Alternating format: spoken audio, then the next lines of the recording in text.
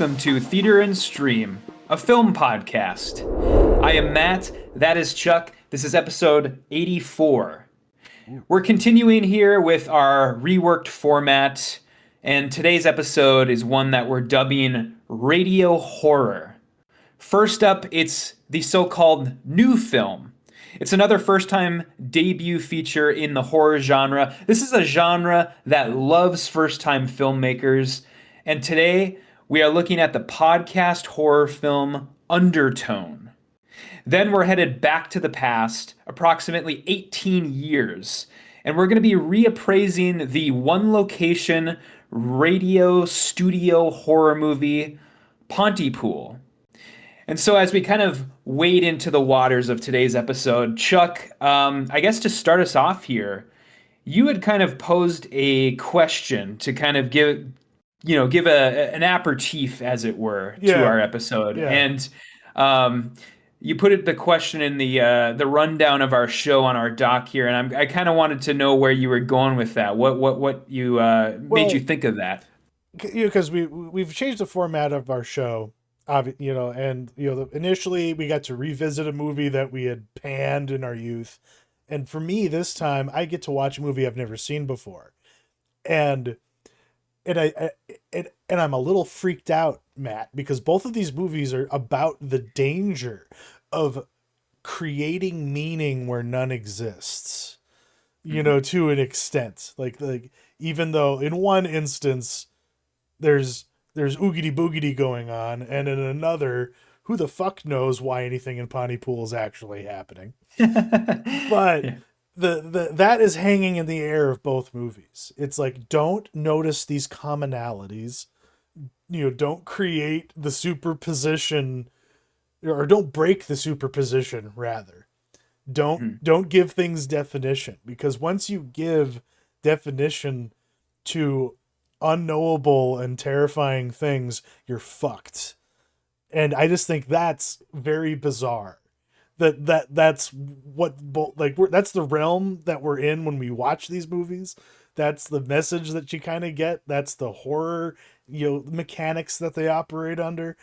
And then here they're Canadian. They're like one room. They're audio focused.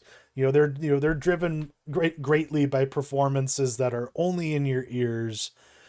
I just found that very fascinating and terrifying. It's almost like we have created our own cognito hazard without even realizing it. So how do you feel about that? Are you worried that something bad is going to happen now?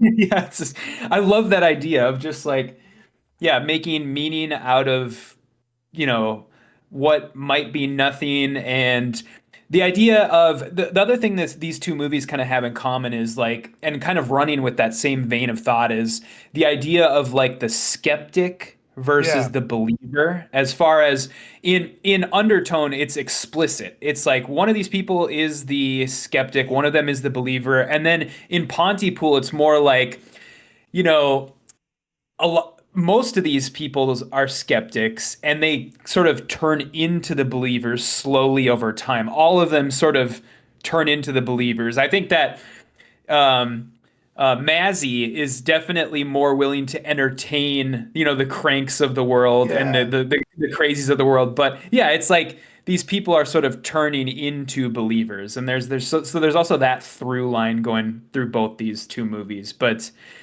yeah, it's something we'll definitely talk about more. Should we go right into our first film here? Do you think? Yes, we should. And we're starting in the future yet again. It's I think it's kind of interesting that that's how we're doing it. Yeah, Mhm. like, because with the format of things, like we did the same thing with Kokuho and Yeah. Scrap Heaven, and the Ian Towson. I've never heard of this guy before. What can you tell me about him? What is his Yeah. story? Yeah. So he's done a bunch of shorts. This is his like first time widely released feature. This movie was made for $500,000, Wow. which is very considered very low, by today's standards. And it was picked up by A24 after the movie had already been made. and now put in theaters nationally across the U.S. I mean, there's no doubt, even if this movie bombs, they're gonna make Yeah. like gobs and gobs of money just because of the low barrier of entry. And so this movie just by default was already a success. And yeah, that's kind of where we're at with it. Yeah, and the concept, I guess we'll start with, is that you have this podcaster lady, and you have her taking care of her hospice bedridden mother in this house that I found to be decorated quite normally for a Catholic household. I felt like right at home. And then I saw how you reacted to it in the doc, and I was like, "Yep, that I am okay with how alien and terrifying the iconography can be." And as the movie progressed, and that iconography started getting turned on me, I did not enjoy that one bit, because spiritual warfare in my family is taken very seriously. Not that I do, because yet again, I'm not talking about the movie because I'm almost afraid to, because belief is like 90%, like 100% of what makes a monster in this realm. Like Hmm. in my mind, even though I know that my brother-in-law would tell me, no, Satan is very real and he is attacking you constantly, even right now, especially through the movies you're watching, Charles. You got to be more careful about what you're doing. Like, so like it's weird to know that, to me, to like from my experience, to have this movie be so targeted at me. I love podcasting. I love creepy pasta horror stuff.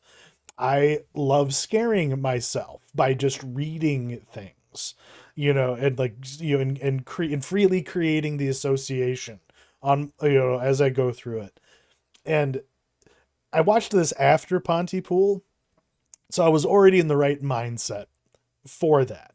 What I was not in the right mindset for was a first time filmmaker's first day out, where I really could get the sense that, well, yes, very talented and very imaginative, and absolutely is he worthy of having another at bat. He proved he's got skills, but goddamn, did this script need like a couple more brains involved? I hate to say that. There was just too many, like, I guess we call them contrivances. Like, when we sit down to record our show, do we do it in 15-minute bursts at 3 a.m.?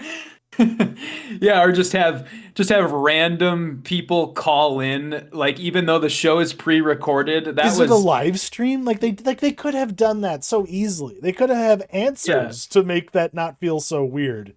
And yet, yeah.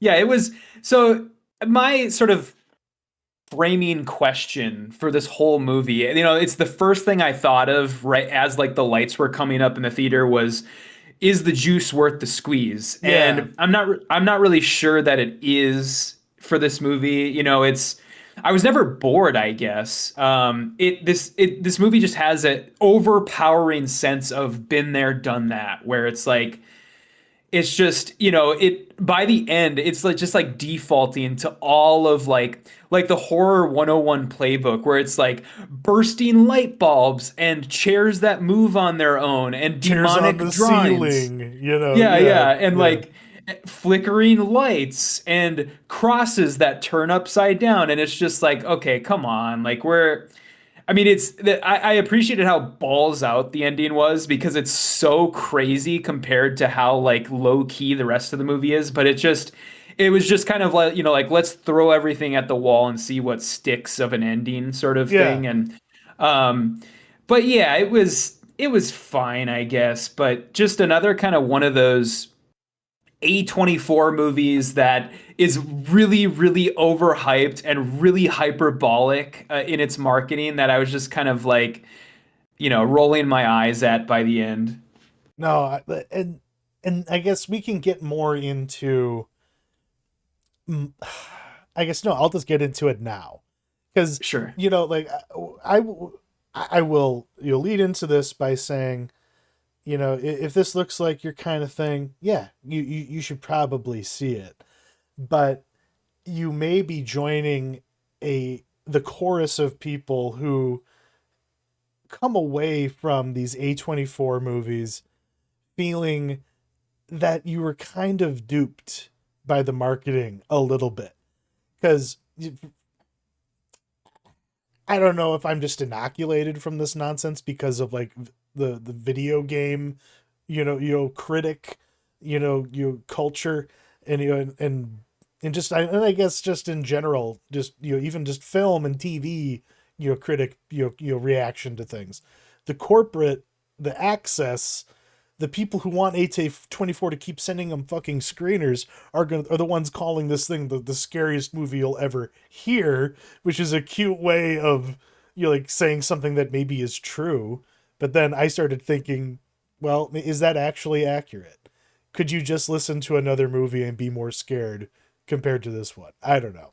But either way, I this would have been totally fine had it been released outside of the context of A24.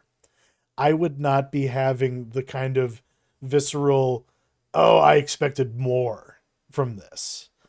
And I think, because like, for as enthusiastic as we were about Long Legs, some people were not, just as an example, Yeah. or even Weapons.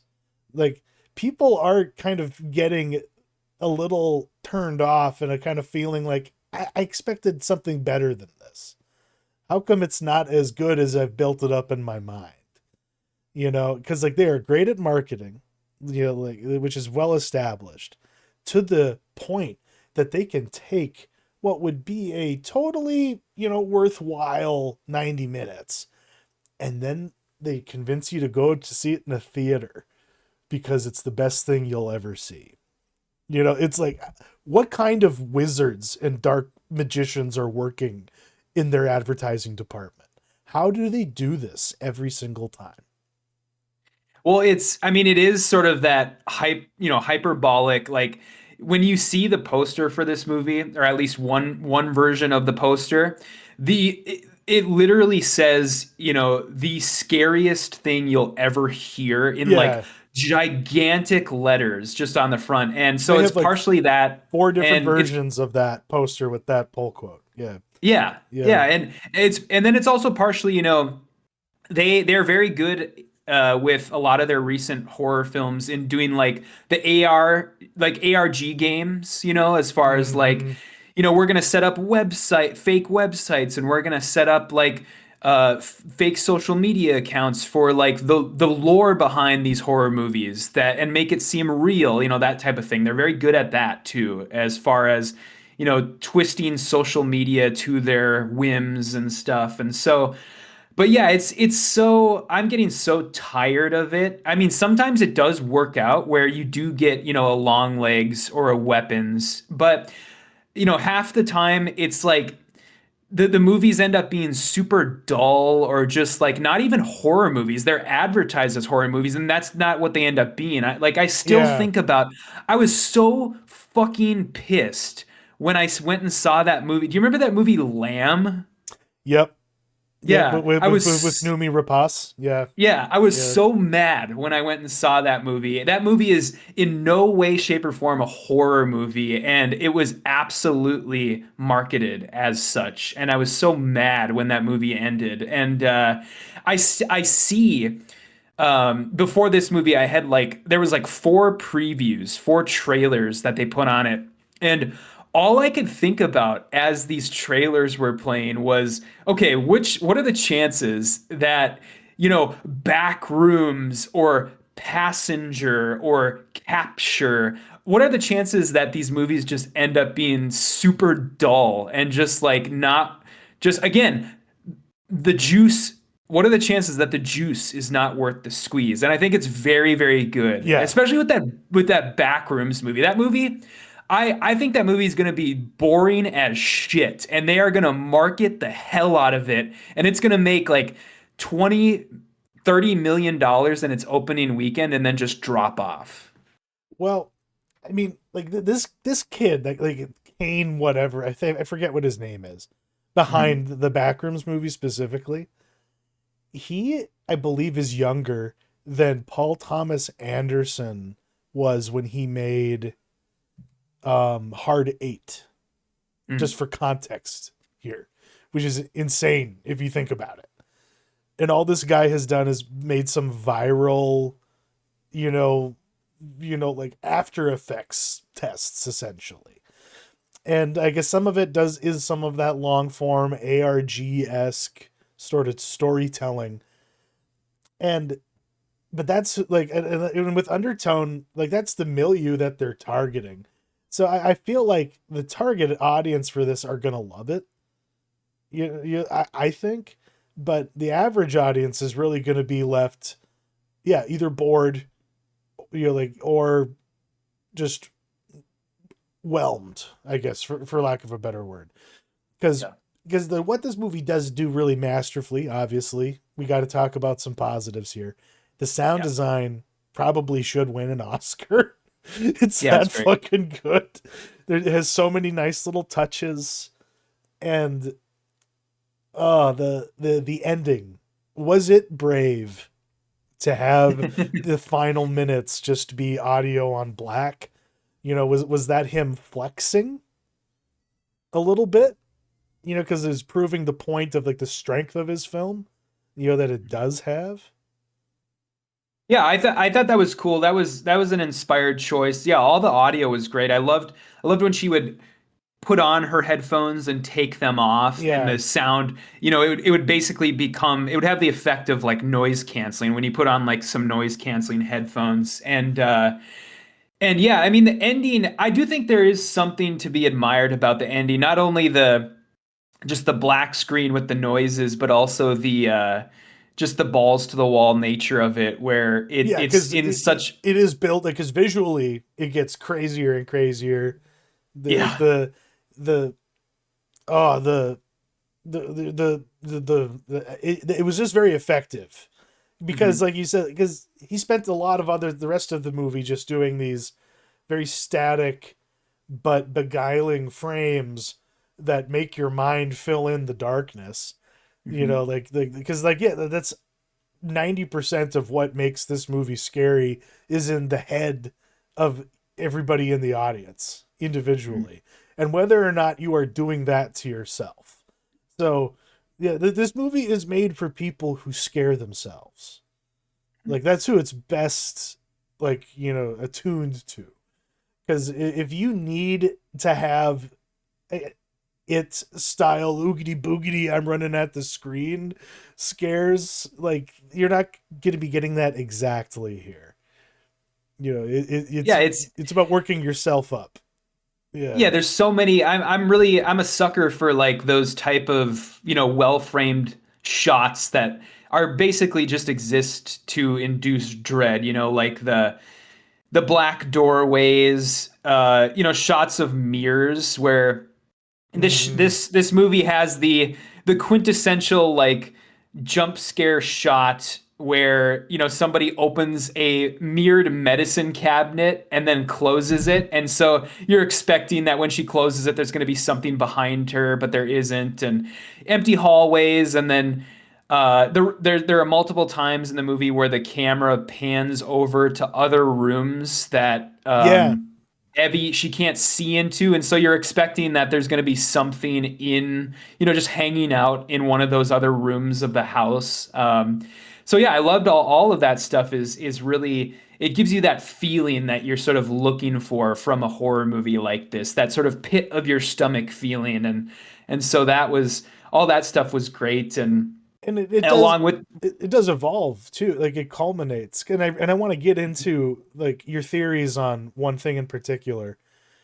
The moment you start to get the idea, I don't know that it's necessarily confirmed, that the house she's in is the same house that the recordings were made in. Am I understand? Did I glean that right? yeah. Yeah, Yeah, that's sort of my working theory as to what's going on, because it must be, because yeah, you'd think. there's parts where the audio is like the camera will move away from her and the audio will track with the visual, like the sound of someone running up the stairs or down the stairs, and then that's where the camera will be moving. Like the camera is following the audio within the house itself. And like that was kind of inspired. Yes, yeah, that was sort of, yeah, my line of thinking was there are a number of little breadcrumbs that the movie gives you like that. And then also the when the one guy calls in who is like, like, oh, I know the thing that you're listening to, I remember when that happened. I live on the same street as those people. And then she literally asks him what his address is, and then the call cuts out before he can say, what. And so I think it's very obvious that he was about to say basically a house that was down the street from her house or something like Okay. that. Yeah. And so um, that was my working theory. But see, the problem with this movie is it leads you in that direction, or it leads you in multiple directions, and then at the end, the problem with that ending, the problem with the sort of the balls out ending, is that it's sort of like the movie saying like, I don't know, figure it out, or like, I don't Yeah. know, whatever, what, just go, figure whatever you want to believe, you can believe it. And so it really sort of shits the bed as far as giving any sort of concrete answers. And because the other sort of working theory that I guess you could believe, if you wanted to believe, is that Evie and her boyfriend, the shitty boyfriend that we never see, that we only hear her Yeah. talk to on the phone, is essentially the people on the recordings. And it's either a sort of weird time travel situation, or a situation where Evie is already like dead and she's in some sort of hell or like purgatory or something like that. But again, we don't know. Yeah. And I'm glad they didn't go in that direction to make that one be explicit. Like Mhm. that screams like early aughts horror to me. Sure. That like John Cusack haunted hotel movie where you Oh just yeah, have 1408. 1408, where it's like, Yeah. depending on which version you're seeing, who knows what the fuck the ending is supposed to be. Mhm. But the there was a lot of things that were unanswered.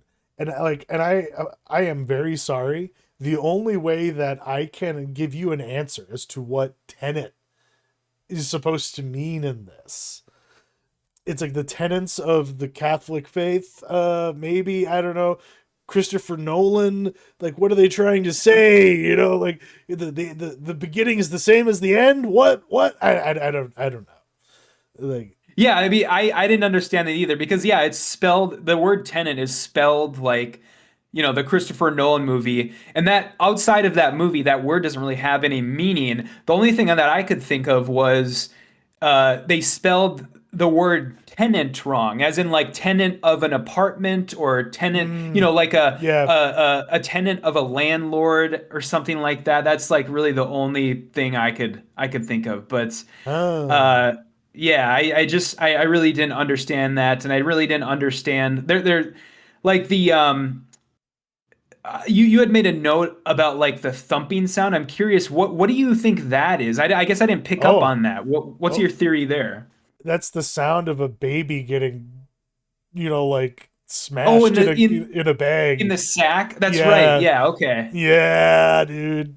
Okay, I didn't catch on to that. I didn't. Yeah. I mean, I remember when they talked about that, about the urban legend was that the woman, yeah, put her baby in a bag, but I guess I didn't really correlate those two things. But yeah, that makes sense. Okay. I don't know. Maybe I'm just creating something in my head. Like, and that's the danger here. It's but I guess I should, because when I was gonna score this movie, being I decided to be a little mean, Mm. out of spite towards A24, because I watched all three of those trailers that you linked in there, and I was like, you're right. None of this shit is gonna wind up being very good. I don't care that he's got Renata Renziv in it. Back, like how could this possibly be good? given its origins. It might as well be, pee poo toilet man, whatever that's called, skibbity toilet. And so, yeah, where was I going with this? But like, so like, I was gonna really, downgrade this, but Yeah. there are virtues to it. It's not, Yeah. it's like, it is A24's fault. I guess is my disclaimer, if I have to have one. But Yeah, and the before we move off of this onto our next film, the last sort of point I wanted to make was this movie really didn't do enough with like the creepy pasta urban yeah, legend stuff. Like that is such modern urban legends and internet-based urban legends. It's such a wealth of material and a wealth. It's a abundance of riches as far as like horror movie material goes. And the one thing I did like though that they did with that is how they brought back the like red-faced woman who makes people kill themselves thing at the very end. hmm That was cool. I really liked how that came back. And because that's probably out of all of the weird images in this movie and the scary imagery, that's probably the most scary thing is that just that woman's face against like a red background that a lot of people have sort of weaponized that sort of template on the internet. yeah. No, to me, like what actually like made me the most uncomfortable was honestly the one of the really up close shots of the Catholic art, where it's like Yeah. you can't even really tell what you're looking at anymore. Like, yeah, it stops looking human after a Mhm. while. That really disturbed me. I Mhm. will give him props there. I'm not sure what was going on, but I'll be saying Hail Marys, before I go Yes. to bed tonight. But now moving on to Pontypool, which is honestly, I think, a lot more straightforward, a lot more polished, and reflective of the time it was made. Certainly, but I think this movie really stands the test of time, and I'm very glad that I finally got to fucking see it. So, like, why don't you introduce it? Yeah. What's the setup here? Yeah, so yeah, Pontypool was another Canadian horror film released in, I believe, 2008 in Canada, 2009. And it eventually made its way to the United States. It's mostly a one location film about a radio studio, sort of hearing about some sort of outbreak that is happening in the small town around them. And I saw this back in 2009, and I remember just not really giving the movie the benefit of the doubt at all. I was a dumb, 18-year-old, and so I was like, this movie was stupid. Like, this is dumb. I got I better don't get, things to watch. yeah, I Yeah, don't get like the last half hour I did not understand at all. And I think it's funny you say that the movie's more straightforward than Undertone because I think this movie requires you to, incomprehensible. yeah, Yeah, well, not necessarily incomprehensible, but the movie requires you to put in the work where it's like yeah.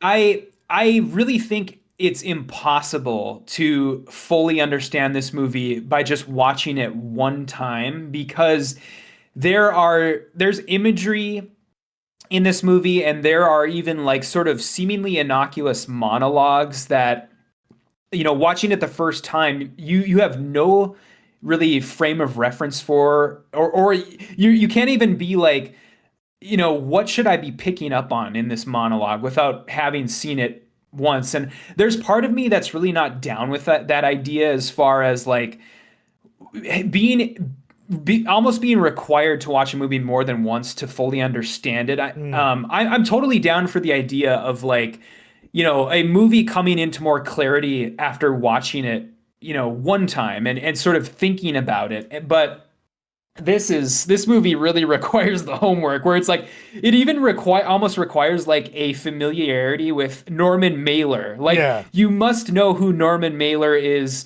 and sort of what makes him significant, what makes his work significant in order to really grasp what this movie is trying to feed you. And um, in that way, it's sort of a little bit frustrating. But as if you try and understand it, if you put in the work to think about it and sort of theory cast about it, I do think it sort of pays dividends. But yeah, what did you think? Well, it's to me, it's a shining example of one of the truly like best examples we have of a quote unquote what could be a quote unquote Lovecraftian film. It doesn't need to be a part of his pantheon of tentacle covered gods or Shibaganorath or whatever. It's even scarier than that. Because it's something that we we are literally doing it right now. You know, we are communicating and we're trying to understand. And my pet theory for this movie is that what the monologue, the Norman Mailer monologue, the Honey the Cat monologue does at the beginning of the movie.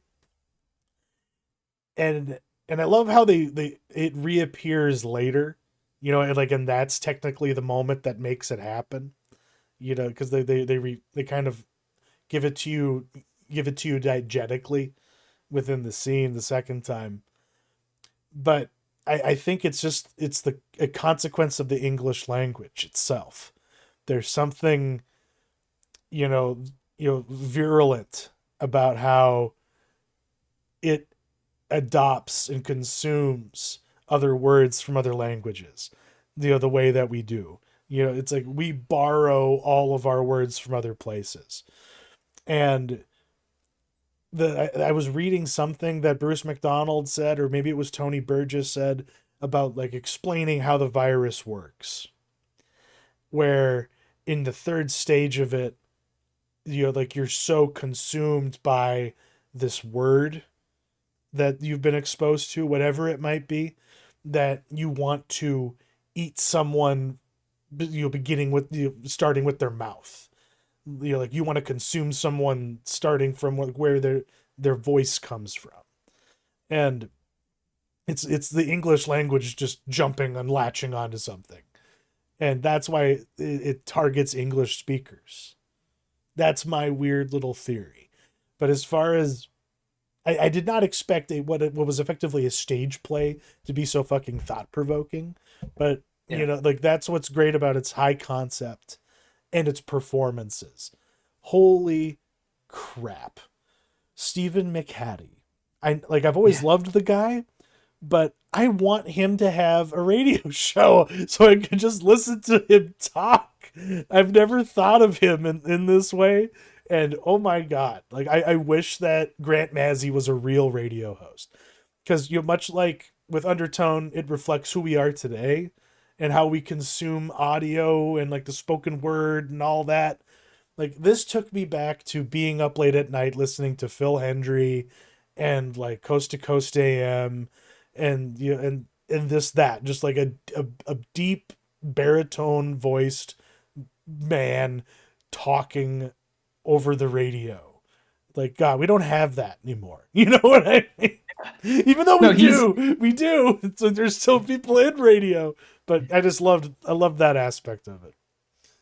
yeah, he's great. I mean, he's such a good, as far as, for a I don't know how old he was when he made this movie, probably in his like at least mid 50s. And just an unexpected lead for a movie. And he's so there's a reason why when you go back and look at Stephen McHattie's like IMDb profile, there's a reason why directors like you'll see the same director going back and working with the guy multiple times.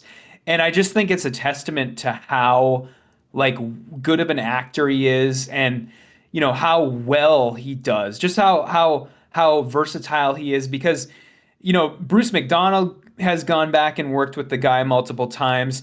Zack Snyder has worked Yeah, with the guy on multiple occasions. And there's a reason why people go back to this dude, because he's just one of those character actors that just really like goes for it. And I love his portrayal in this movie as he's like a jaded disc jockey that he's heard everything, he's seen everything, he knows how to deal with the cranks, he knows how to deal with he's too good for this tiny town that he's been sort of sequestered to, or forced to go to, and basically be their disc jockey. And yeah, just great. It had great authenticity for how a radio show is produced too. I enjoyed that Mm. aspect. Like with the Mhm. producers in his ear being like, "Hey, you got to do this,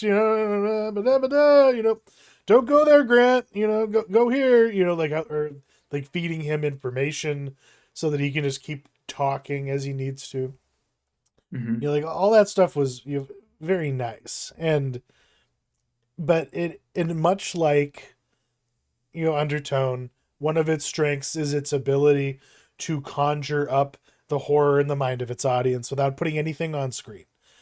Just having someone describing something over the phone is enough. And how come we don't see this approach replicated more? Especially in the realm of independent filmmaking.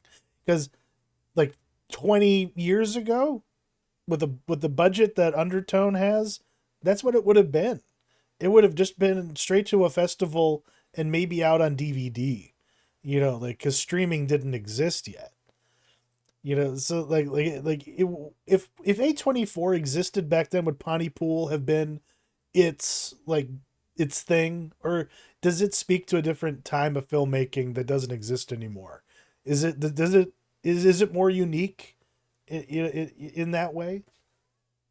Sorry to get so I abstract and weird, but No, that's no, just no. where I'm I at. like this. I like this Yeah, line of thinking. I think it's more because I think the movie was originally produced as as like a stage production, as a play. yeah, And I think that's a really interesting idea to be like, well, we could also make this into a movie. And originally, I mean, before the play even, I think it was a book. Like and the originally, book is originally, nothing like the movie.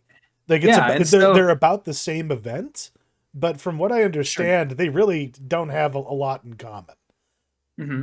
Yeah, Yeah, and so I think there's something a little bit more inspired going on here, where um, this isn't just like a giant film company just plucking an already produced and already made movie out of obscurity and being like, this is our next big thing. There's definitely something this is more of a passion project, I think. yeah, This is more of like we are very passionate about this, and we are going to grind to get this thing made. And by all accounts, we're going to try and get a sequel made. It still hasn't happened, but God, they've been trying to get a sequel for this thing like for so long now. And so they're clearly passionate about this thing, and about continuing it. And so, I do think there is something a little more interesting going on with this one. yeah. Because I could see sequels is the problem. Yeah, because the reality it conjured up and that it left you with, how do you contain a virus like that? Is in when it travels that way, because I don't know, this is basically what the fox die virus was in like Metal Gear Oh, sure. Yeah. Solid, or maybe not fox die, whichever. There's definitely, I think it's in the Metal Gear Solid 5. It's that one where it's like Hmm. where it's they're trying to infect language. That's literally, oh god, like so that this beat it to the punch though. They beat God, who's the guy that does Metal Gear Solid? Kojima. Kojima. They beat Yeah. Hideo Kojima to the punch in terms of the concept. Or maybe this is where he got it from to begin with.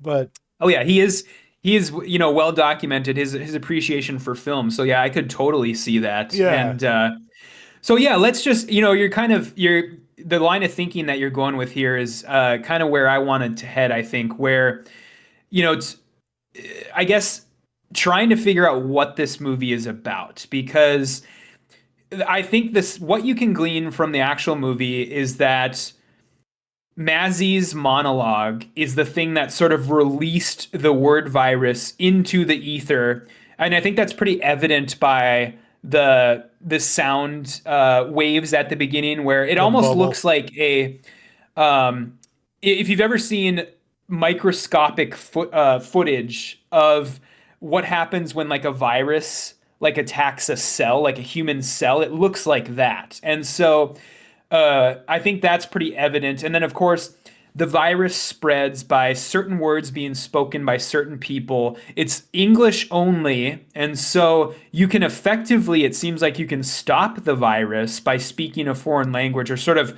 reverse the virus by speaking a foreign language or by speaking sort of like non sequitur phrases, and that's kind of that was the extent of sort of my understanding as the movie sort of ended, and then any sort of understanding that I had of the movie had to come from other people, whether it was you or whether it was by looking up people's theories on the internet, and so I don't know what do you have what are your sort of theories as to where the virus goes from there, or what the virus is about from there? Well, y- yeah, because the I was thinking intensely about this movie last night because like Mhm. the I watched it while I was making the assets, and I'm that Scotty Ross 00 dude that you found. I find his interpretation to be pretty much correct. You know, in that, yeah, because yeah, it's like you say, it's like you need to know about Norman Mailer to really get it. But it's but the when because like I don't know, I in some of the my own creative work, the idea of info hazards and cognito hazards, are things that I think about, and so to see them used as a plot device so effectively is inspiring, and I want to think about how they did it, and It's almost like like it's almost like a paradox in a way, where it's yeah, like it's understanding through the concept of not understanding. I think that Mazzy uses the word like anti-sexualize, sexualize, yeah, and so it's like it's literally conception through not being able to understand. And yeah, so it's that's why Dada, like it's yeah, yeah, yeah. it's That's why all the stuff works with like, the non sequitur phrases or trying to convince a infected person that a word doesn't mean what it actually means or that a word means something else. It's literally like understanding through not understanding. And so that's where, I'm sure that's why some people are so hung up on this movie as far as like it's honestly it blows your mind or honestly it's one of those few movies that um people often say like, "Oh, this movie's gonna fucking blow your mind, dude. It's so trippy." And this is one of those few movies that I think deserves that moniker. yeah, and I can't believe I never fucking watched this. I don't know why. I don't know. It's not like I was actively avoiding it. It's like it was always Mhm. in the realm of my awareness, but I've never seen a trailer for it. I've never felt compelled to actually watch it. I didn't like look up what it was about. The one movie I've never read a Wikipedia for ahead of time. You know what I mean? Like Yeah. like and it's the one that I probably should have seen at the time because the especially with that post credit stinger, Oh God, that was wild. Yeah. like apparently initially that was supposed to be linked, like that was going to be the actual end of the movie, and then they test screened it and audiences were like, what the fuck, what the fuck. So then they realized, okay, we just need to yoink that and put it at the end, and maybe people will see it and the real ones will know. But they're almost like characters in a Sin City scene because like it's shot in that black, that really like silvery black and white look. Like I don't. It looks almost like, I can't think of the right word, like solarized almost. And Yeah. they're talking all weird. It's like, I'm Johnny Deadeyes and Deceptualized. And because that's where that line comes from, is from that scene. And it's like over so quickly. And it like goes from that black and white to color for no reason. What is the, yeah, like what is the point of that? I don't know. I don't have no idea about the black and white turning to color, but yeah, the only thing, my sort of interpretation of the scene itself was basically that they have to role play in order to just like maintain this sort of no, like nonsense, non sequitur style of speaking, where they don't want to trip themselves up by saying the wrong thing. Where during the actual movie itself, we sort of learn that one of the things that is more likely than not to get you infected is by speaking terms of endearment. Yeah. And so it's almost as if, there are certain words that are more likely to infect you than others. And so speaking a term of endearment is, it's almost like more likely to get you infected because those are the things that people say the most, Mm-hmm. stuff like I love you or stuff, Sweetie. yeah, sweetie, stuff like that. And so it's like, don't say things that are more likely to get you infected. Dude, And that's why when at the Sydney's very on the end, sorry, when Sydney's on the phone with her kid and oh and yeah, just keeps on saying "sweetie, sweet" over and over again, she just killed her kid. yes, Yeah. Oh god. exactly. Fuck. And at the very, very end there, I can't remember what the exact line is, but at the literally the very last thing that she says before the post-credit scene ends is I think she almost says, God, what is it she almost says to him? And then he puts his finger in front of her Oh mouth to yeah. What to was that to line? shush her. But she's about to say, yeah, she's about to say something, some sort of term of endearment, and he puts his finger in front of her mouth to shush her. And so, yeah, that's kind of what I was assuming from there. But I also like Oh I like your line of thinking there too, where they basically you need to disassociate from who you are as a person, yeah. to basically like essentially, I don't know, I guess it's just to become a person that you would never be, so that you would never say something that you would say in everyday life, I guess. I Did you think of it in any other way, or did you think of it in a different way? Yeah, it's like you like to keep the virus firewalled within your consciousness or something. I don't know, because Mm. that's what's so bizarre about this. Because like there are like there's a literal physical reaction that people have to not being able to spread the virus too.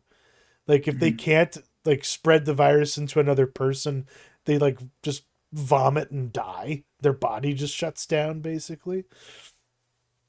So like yeah, like the all that role playing and that identity play, it's like yeah, it's like it's all about maybe understanding too. If you completely go off into cloud cuckoo land and you aren't the person who is tripping up on the word paper or whatever it might be, you like, you are someone who doesn't know what's going on, you don't understand, and comprehending something and conceptualizing something, understanding something is the trigger for the virus itself. So if you are incapable of doing that and you're just but at the same time you're in like a flow state.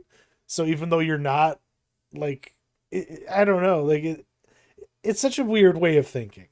But it makes sense though in the context cuz we are curious creatures. Curiosity kills the cat every time, right? And in this one, it again, and this is something I think about as a member of the media. You know, like the whole time they're going about their business. Hey, we're getting word about a riot. Well, we should send Ken over there. Yeah. And like and then they kind of like say, hey, we're doing important work here. we need to be doing what we're doing. And I love that there eventually was a moment where they were just like, maybe we should just stop broadcasting over the air. Yeah, maybe we should. Maybe we should stop talking completely. It was such a funny moment, but it's still just fucking terrifying. I don't know. This is a like this movie gets a 10 out of 10 for me, like, most of the time. But I have to, admit that, yeah, it's not built for everybody. But, it built pretty good for me, though. Because it, very, very effective. And there's still things we haven't fucking talked about. Where the fuck, who's Lawrence and the Arabians? And whose idea was that? Yeah, that was, oh man, that was so out of pocket. Just like that, if there's anything in this movie that dated the movie to the year it came out, and that would scene would never fly today, but it was so Never, ever. hilarious. It was just so hilarious in how he, it was the perfect scene to sort of get you to understand who Grant Mazzy was as a person, where he was just like, "Oh my God, I am too good for this. This is such bullshit that I have to even entertain this band, because it's like a family band basically, who they dress up as in brown face, and then they like perform as a Middle Eastern like music, or they're not even singing Middle Eastern music, I guess, because what was the song that they were singing? It wasn't even It like, seems like it was a homegrown musical retelling of Lawrence of Arabia. yeah, it was so strange, but it worked, and the scene worked for the utility of what it was meant to And then that kid interpret. got to come back later on, and they got to fucking stomp her to death. Yeah, yeah, That was yeah, that was the crazy. squishing sound was the worst ever. It really Hmm. was. And then it just got more fucked up from there. You know, Hmm. like what did you think of the like because I maybe I missed this. Did somebody like send them all those obituaries where it's just a daisy chain of this person killed this person who killed this person who killed all these people? Like, am I like did a funeral home send them that? Like, how did they know that? Yeah, I don't know. I'm not sure. I That scene was that was weird to me, because that was, one of the few scenes in the movie that completely breaks from the stylistic look of the movie, where it just shows a series of like black and white.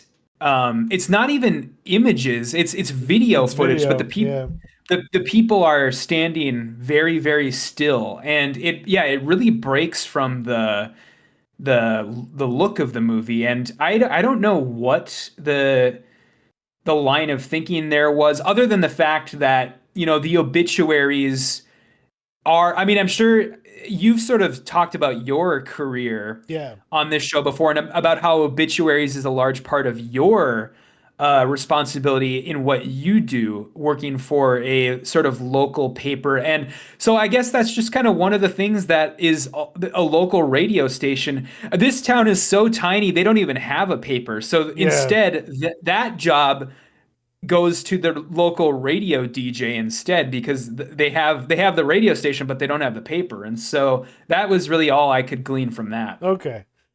The, yeah, because that's where my mind was going. I was like, wait a minute, who's making all these connections? And writing, Yeah. but because I I know that was just trying to illustrate how fucking crazy it was getting out there. But Mhm. it's like, man, yeah. So, but yeah, like apophenia, the brain creating meaning where none doesn't exist yet. And what happens if you accidentally create the killing word? The both of these movies kind of reminded me also, especially Undertone reminded me of the Chuck Palahniuk book Lullaby. Have you ever heard of that? Yep. Mhm. Yeah. I've read it in a really long time, but the idea that there's something within the the the things we use, like you say, words of affirmation towards the people that we love, that secretly, can hurt them. And I don't know, that's just distressing to me, obviously. Oh yeah, yeah, Yeah. definitely. Yeah. And yeah, as far as the two movies, you had kind of, as we sort of close here and talk about the two movies, um, again, I go back to the sort of the idea of the skeptic versus the believer, or how, skeptics turn into believers. I think that's kind of a through line between the movies. I I really like how this idea, you had pointed out how both movies are Canadian produced films, and Yeah. if there's anything to glean from that little factoid, and I like the idea that, Canada is one of the largest countries in the world. And so what comes with all that space? Well, it's lots of rural communities. It's a lot less digital saturation and a reliance on traditional media. And so I think that, both films are, talking about how in these small communities, they get their news from radio, they get their local news, they get their civic announcements, they get their local advertising. And so I think when you look at something like radio and what radio has turned into, which is basically podcasts, I think that there's definitely a through line there where I'm sure if you look at the stats, podcasts are incredibly popular in Canada because it's something that you can download easily in places where maybe you don't have a great internet connection, stuff like that. Moving on into our little mini watch list here at the end. Good luck, have fun, don't die, see it. It's a low budget, you know, chaos, everything everywhere all at once type of movie. But it's like, it looks like one Gore Verbinski just made with friends on the weekends. Like, this guy, I don't think he's ever made a movie for $20 million. I'm pretty sure Mouse Hunt cost more than that. Maybe I'm wrong. Probably. I Yeah. I am willing to test this just because this movie is that impressive. This guy kind of deserves to be out of director jail now. If he had like $90 million, like some other movies, like The Bride got to have, like ridiculous budgets for movies for trash like that. But quite honestly, I I was very surprised by it, and very my thoughts are provoked, and I think I recommend it. I'll leave it at that. I really don't want to spoil anything about it. I'm glad you ended up liking it because, yeah, if people will remember, this was one of your most anticipated of this year, and so I'm glad Yeah, you got to see it, and I'm glad you ended up liking it. I still got it on my watch list. I'm a big Verbinski head. yeah. I would say, as far as like, even the Pirates movies, I like those, especially the first one. I really like those for what they are, and I think that he's pretty underrated. Between like Rango and Hmm. A Cure for Wellness, I even got, a bit of enjoyment out of, even though that's one of his weaker movies. But he's always entertaining, at Always, least. And and yeah, yeah. very visually inventive. Hmm. Like he just a very good time. Mouse Yeah. Hunt, $38 million budget. That's '90s 38 million. Yeah. So That's like, that's wild. Crazy. so like effectively, this is like that was his version of a $500,000 movie, like Hmm. in relative terms. Yeah. But yeah, you revisit. Is this the first time you've seen Margin First Call? time. Oh Yep. man, Yeah. fucking a! What did you think? Yeah, so I just kind of out of the blue, this one, Margin Call from 2011, is streaming on Amazon Prime, and so I was just like, yeah, I've never seen this. I'll watch it, and my thought is, where has this movie been all my life? Oh man, Because it's been right this there. is, It's just like yeah, Pontypool. it's from this subgenre of, guys talking in rooms where, guys talking in boardrooms, guys talking in courtrooms, guys talking in offices. It's sort of this this subgenre that if you have a certain caliber of actor, you can pull this off. You can really pull this off. Just guys talking in rooms. And the thing that really I was reminded of while watching this was, God, I loved the early seasons of Game of Thrones because that is essentially what this movie is. That show, the early seasons of Game of Thrones, when they didn't have the giant budgets, was essentially the medieval fantasy equivalent of this movie, where it's guys talking in castles. And so this is it's the most important thing when you make a movie like this, other than a great script, is you have to have actors that can pull it off, that can pull off the dialogue, that can make a conversation compelling. And this movie is just powerhouse performance after powerhouse performance, whether that's the guys you would expect it from, like, Jeremy Irons, Kevin Spacey, or you have all of these actors that just completely surprise you, like fucking Zachary Quinto, Right. Paul Bettany. You've even got, the token female of the movie is Demi Moore, and she Right. is great. She is. This was when she was in like her career, like the stagnant part of her career, and she was amazing in this too. And so yeah, I had a great time with this. I think it's probably criminally underrated and criminally underseen. I think this belongs in like the pantheon of like the Michael Claytons of the world, where people have gone back and sort of reappraised that movie, and I think this movie is also deserving of that reappraisal. So yeah, really, really great. And just great subject matter too. And that's what Mhm. drew me to it back in the day. It because it's about a like a firm like Bear Stearns or maybe even Goldman Sachs, Mhm. during the build up to the financial crisis. Yeah. And it's impeccably acted. And JC Chandor is the director and writer, I believe, right? Yes. Yeah. Yep. Who also did All Is Lost and A Most Violent Year. I've lost track of him since then. But this was Mhm. his debut, and I'm glad you got to see it because it's a great movie. Yeah. Mhm. And so is Pontypool. And then Undertone is okay. Mhm. Like that's kind of where we're at. I rank Pontypool a Oh wait, 4. stop there. Stop Stop there. there. Okay. I'm gonna clickbait people here because we're Okay. still we're still in the early days of our letterboxed, and so let's not give away Oh, our okay. letterbox ratings here. Let's make people go Pe- there. Okay. yeah, yeah. We're just so people remember.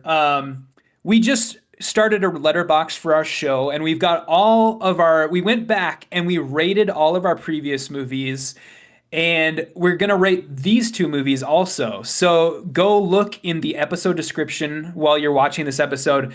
Click the link over to our letterbox and see what we rated these two films and all the other ones that we reviewed in the past. I like your thinking, Matt.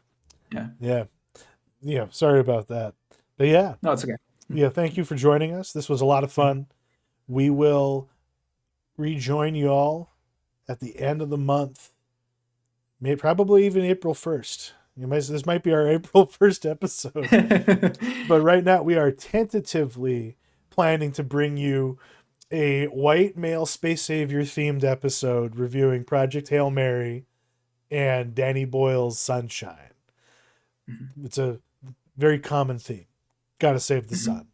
It's dimming. Why is this happening? We need to get on a ship. We need to send white. Even though, I have to just kind of say, I have to call this out, Matt, before we go.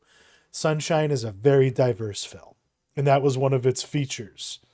Oh, most definitely. Most Yeah, very, definitely. very, very, very underrated cast ensemble for that movie. And yeah, I'm really looking forward to revisiting that. I remember loving it a lot more than a lot of other people did at the Yeah, time, because that was one of those movies that a lot of people did not jive with where that movie ended, with where the last like 20 minutes of that movie. And so looking forward to revisiting that one. most definitely. Mhm. Most definitely. It does satisfy the requirements of our name of our arbitrary name for this. because there is Cillian Murphy and Captain America. But we'll looking forward to that one. You have a good one, everybody. Take care. Yep. See ya.